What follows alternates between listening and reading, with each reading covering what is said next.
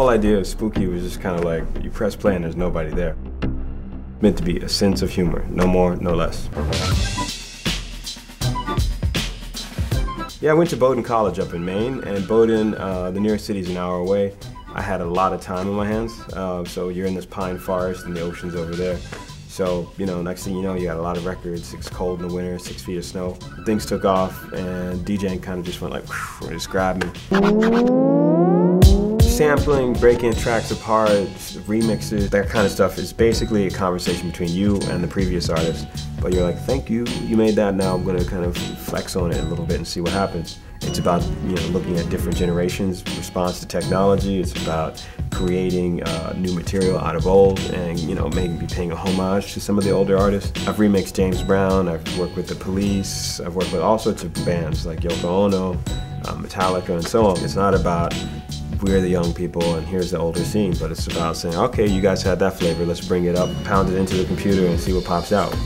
At the moment, I'm juggling between writing, art, and music and film. You know, it's four zones.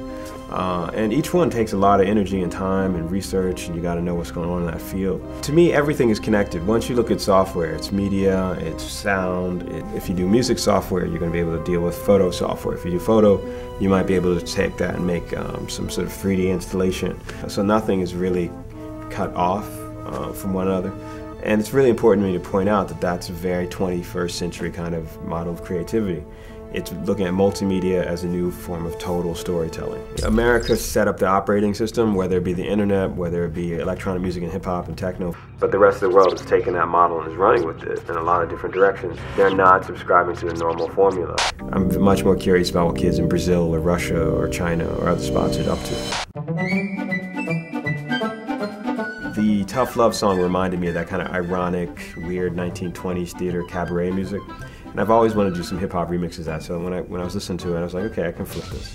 The lyrics were also kind of funny, and it definitely evoked some of the issues that I think need to be focused on with cigarettes in general.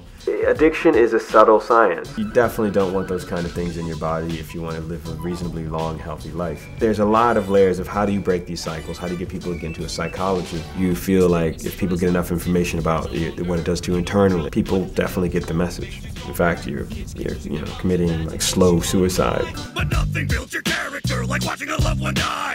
Tough love's the best love of all the love there is.